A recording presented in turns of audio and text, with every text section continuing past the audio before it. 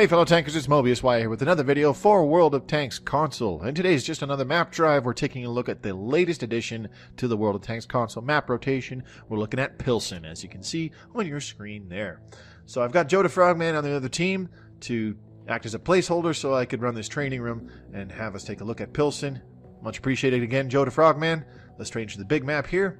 So Pilsen is largely a bit of an urban map, but it's still somewhat open in certain areas, and we'll cover these as we go through the map. There's mainly two big sections with lots of buildings and kind of urban style cover. You've got this big area right here in the middle in E6 F5, that big area there.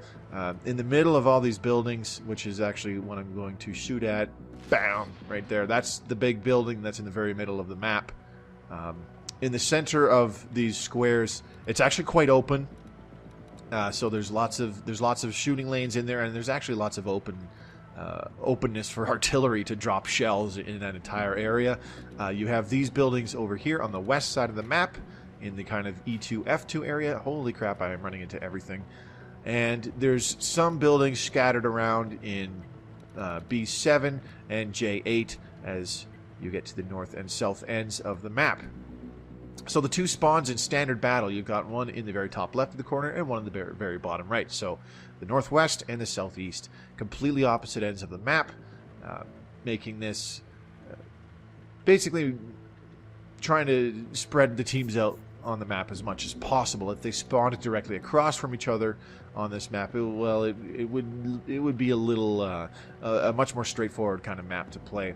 So as you can see in the very middle there, it is one very large kind of factory in this very middle area here. As you can see on the map in the bottom right, I am right now in D6 E6. And this is all one big building. You've got large piles of rubble over here to my west in this area. And to my east, some of this building still has the roof over it to provide overhead cover from artillery. But a lot of this area in the very middle of this building is very open. So artillery could rain some shells down onto you if you're actually trying to use this building. And there's only a couple locations that allow access and egress for various tanks. One of them is on this side. This is one of the north side's access points right here. As you can see, there's another point directly across on the south. There's another door over here, but it is largely blocked. However, you can drive straight through it.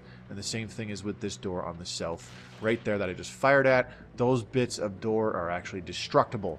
So you could use those as entry points. And before you destroy those doors, you can actually use them as hard cover to block enemy tanks' line of sight and prevent them from spotting you.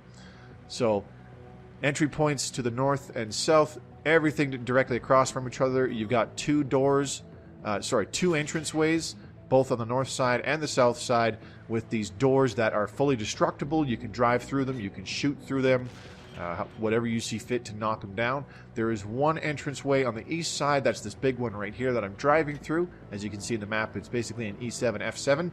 This is the only one on this side over here.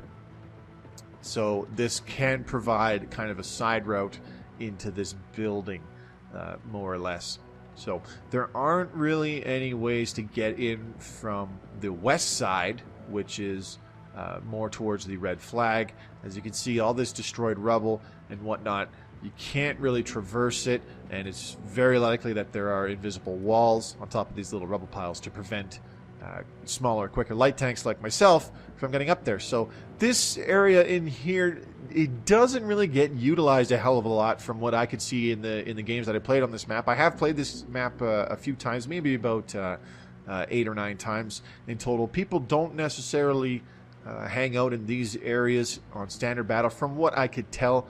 However, the majority of the time that I did get this map, it was either assault or encounter. So a lot of the fighting happened over here in these buildings on the north side where I am now.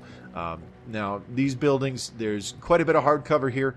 In a standard battle, you could be on the north side of these buildings like I am now to protect you from any enemy artillery. Say if the enemy artillery on the green side spawned over there or is set up over there, they'll have a tough time hitting you if you are using these buildings. for hard cover. And it's a similar thing if you spawn where I did and you are hiding on the east side of these buildings and there's enemy artillery set up over here, or possibly even over here in the E1 sector, they'll have a hard time hitting you. However, when you do poke out in between these buildings, like down these roadways, such as the one that I'm passing through now, they'll have a much easier time hitting you.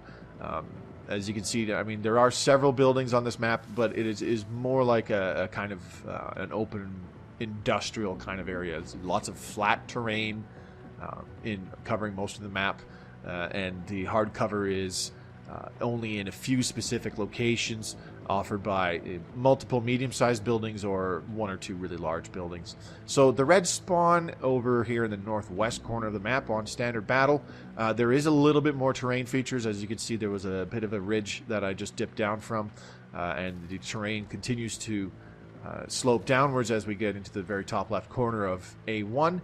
There's a building right here in the flag that is not destructible. So you could use this as a piece of hard cover if you're trying to, say if you were on the green team and you were trying to cap out, you could try and use this as a piece of hard cover, although you would have to be pretty small to get behind this particular corner here to completely hide your tank. You'd have to be pretty small in order to use that and still maintain cap pressure on the enemy team. Apart from that, there's not really a hell of a lot of hard cover aside from this other building over here. And again, it's a very, very tiny area that offers you good hard cover, but it does cut down on sight lines a lot better. This building combined with this one right here, you could actually use them together and kind of put yourself sort of right here to protect yourself from any enemies that were coming from either this area over here or even from this center building over here. You could use it as a pretty good piece of hard cover. I better get off the cap before I accidentally cap out from talking too much and not paying attention. So that's kind of the red flag area. We're going to go to the west side now, where these two large buildings are in kind of D2 and F2. So cruising through here, again, there's another doorway leading into this building that is fully destructible. You got you got an entrance on the north side. That's the entrance on the east side. There's two entrances on the north side, actually. You got an entrance on the west side as well, and one entrance on the south side. So several points of access and egress in these buildings, but they're pretty large and open areas once you get inside of them. So there's still plenty of opportunities to set up side scraping positions if you're putting pressure down in these areas. For example, if you spawn in the south like I did, you could come to this doorway that I'm driving through right now, this one here that I just fired at, and you could still use these entryways as kind of side scraping positions. If you've got enemies coming through this building itself, you could set up here and either try and stop them from coming through this north entrance. This will actually give you a very small sight line over to the rubble pile directly to the east of us, or you could even use the side of the building over here where this rubble pile is to be looking down the 3 line down past both sets of buildings, and you can look right through that, right up to that doorway, basically right there. So anybody that tries to come down the 3 line either out from behind this building that in the bottom right that I just pinged, or anywhere down this route here, can be spotted and just held back from that side over there. The west side, very similar story, very straight line of sight outside these two buildings. Again, this is a pretty good corner where you can set up a nice side scraping position. Not as good of a sight line from the south.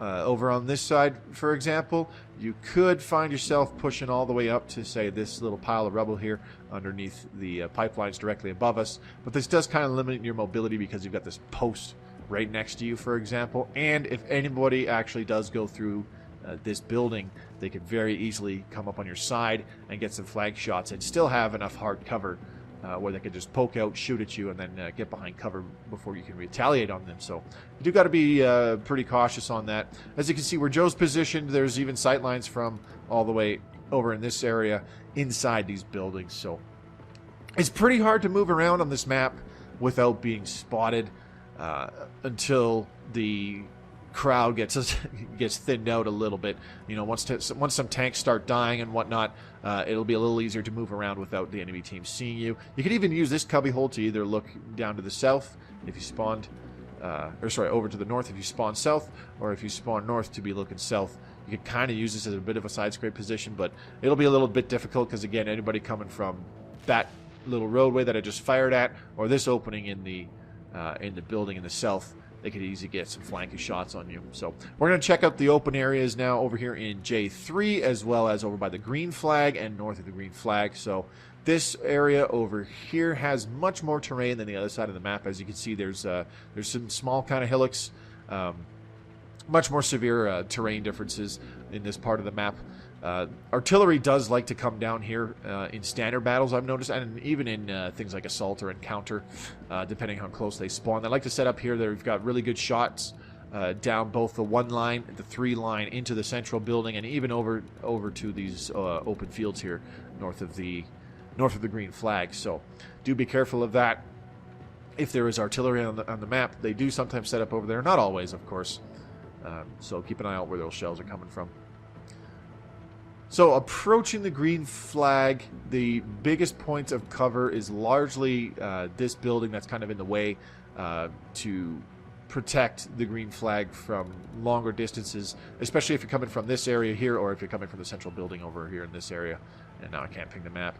But there's much better hard terrain to kind of protect yourself with at the long ranges. But if any enemies are closing in while you're trying to cap out here, for example, if you spawned on the red team in this particular battle, if you're trying to cap out, it's a little harder to hide yourself once the enemy team starts closing in to try and reset the cap. There's no little buildings like there are in the red flag. You just have to try and use either this little ridge right here that I just fired at with the crater on it, or the tiny little dip way at the back here where I just pulled down into. You have to try and use those as hard cover as best as you can. It's not very much. You'll still be quite exposed to anybody who does come around the corner of these 2 buildings. So basically right here in this sector in K8, they'll be able to see you pretty well.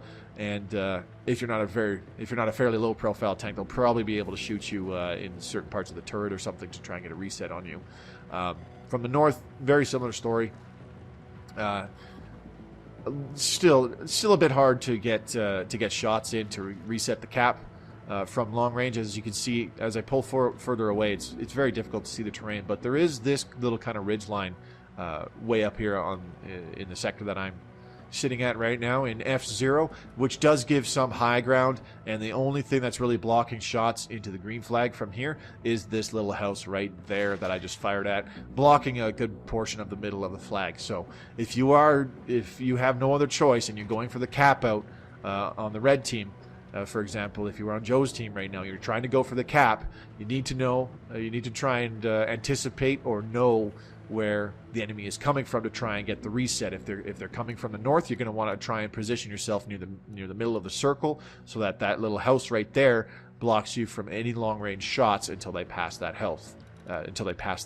Excuse me. If they're coming from the west, you need to try and position yourself kind of further back over here or behind the little ridge that is in this portion of the circle to try and hide your tank from anybody coming around either this corner of the building right here and basically into this sector right there. So you just got to manage with what you can. There's not very much cover, as I said. Once they get in close, you just kind of have to fight it out.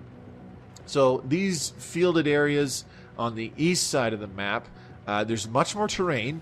You can definitely use these hills for hard cover for tanks especially for tanks that have good gun depression, that can peek over and still aim down enough to get shots on. So if you spawn on the green side and you have good gun depression, you can definitely use these hills to set up and try and stop any enemy reds that are either advancing through this area here in the big open building or even on the very north side of the map. As you can see, I'm not really where you would be if you were using these positions, but there's still really good sight lines, really good shot lines into these gaps. For example, over this way, definitely some shots from where I'm sitting. You got shots between these buildings over here and shots past the corner of the buildings on the very north side if anybody's coming through that way. If you are on the red side, it's a bit of a sprint to get to any real terrain on this side of the map.